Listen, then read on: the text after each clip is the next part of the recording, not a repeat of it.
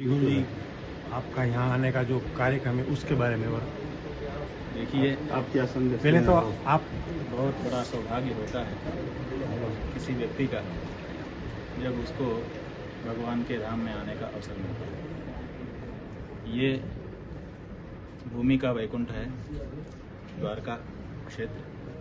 भगवान का नित्य सानिध्य यहाँ पर है।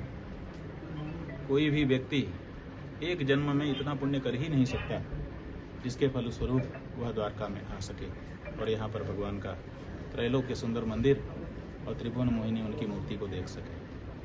तो निश्चित रूप से पुण्य पुंजों का कोई उदय हम लोगों का भी हुआ कि एक अवसर बन गया और अवसर ऐसा बना कि द्वारका शारदा पीठ के परम पूज्य जगत गुरु शंकराचार्य जी महाराज, जो कि वेदांत के मर्मज्ञ विद्वान थे, आत्म तत्व के साक्षात्कर्ता थे, उन्होंने अपने सगुण साकार विग्रह को विलीन कर लिया और निर्गुण निराकार के रूप में स्थित हो गए। स्वाभाविक है कि जो केवल सगुण साकार को समझने वाले उनके भक्त हैं, उनको किसी और मूर्ति की आवश्यकता हो, तो उसकी व्यवस्था भी ब्रह्मलीन जगत गुरु शंकराचार्य जी महाराज ने बना दिया और परम पूज्य स्वामी सदानंद सरस्वती जी महाराज, जो कि वेद वेदांत के बहुत बड़े विद्वान हैं, लंबे समय से संन्यास धारण करके परम पूज्य महाराज श्री का प्रतिनिधित्व पूरे देश में कर रहे थे।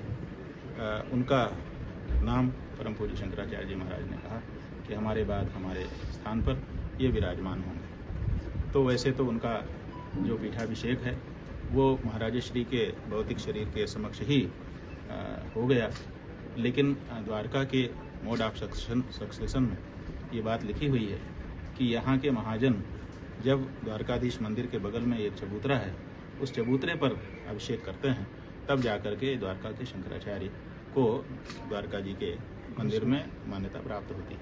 तो उस विधि को पूरा करने के लिए श्रृंगेरी के जगत गुरु शंकराचार्य जी महाराज दक्षिण भारत से चल करके, और हमको भी कहा गया कि उत्तर भारत से ज्योतिषपीठ से हम भी चल करके आएँ, तो हम यहाँ आज आ गए। कल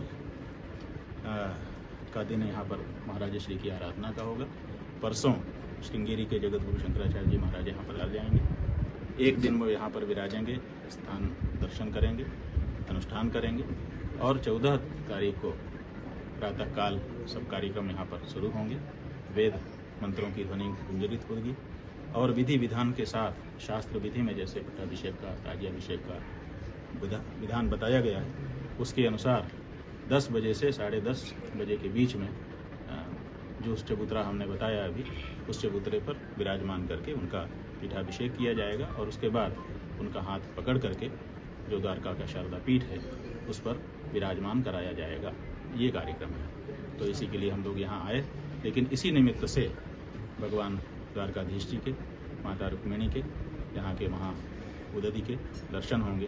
तो ये सौभाग्य भी इसी के साथ हम लोगों को प्राप्त। 4 बजे शाम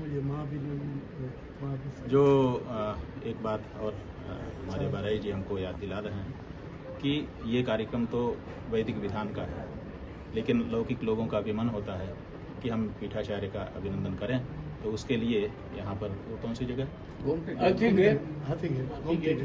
हाथी गेट जो स्थान है, वहाँ पर मंच बनाया जा रहा है और वहाँ पर नागरिक अभिनंदन होगा।